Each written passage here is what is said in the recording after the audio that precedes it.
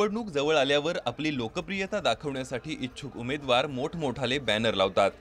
तसंच मुरलेले राजकारणीही आपण केलेल्या कामाचा पाढा वाचण्यासाठी बॅनर उभारतात। त्यातून सुरू होतं बॅनर युद्ध। नांदेडमध्ये सध्या असंच बॅनर युद्ध रंगलंय।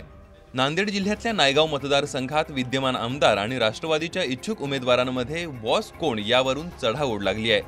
नुकतंच नायगावात राष्ट्रवादीचे इच्छुक उमेदवार बापूसाहेब गोरठेकरांनी मेळावा घेऊन शक्ती प्रदर्शन केलं। तर आमदार वसंत चव्हाणांनी नायगावमध्ये नांदेड हैदराबाद मुख्य रस्त्यावर don't fear the boss is here असं लिहिलेलं जवळपास 35 फुटांचं बॅनर लावलंय। मग काय, गोरठेकरांनी त्याच होर्डिंगच्या बाजूला त्या होर्डिंगपेक्षाही 2 फूट मोठं dare to challenge the boss असं होर्डिंग लावलं। आम्हीच आहोत, उद्याचे आमदार आम्हीच आहोत हे मला सांगायचे लोकांना। त्यानिमित्त आम्ही किती जरी म्हणलं तर काय, शेवटी मतदारावर अवलंबून आहे ना। दरम्यान बॉस कोण आहे ते जनताच ठरवेल, पण चव्हाणांनी दिलेलं चॅलेंज आपण स्वीकारलं असल्याचं बापूसाहेब गोरठेकर यांनी सांगितलंय।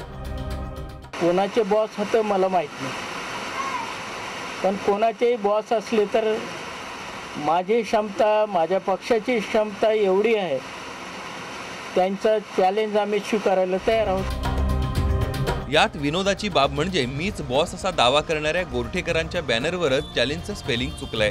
विरोधक त्याची खिल्ली उडवतायत। बॉस कोण आहे हे येणाऱ्या काळात जनताच ठरवेल।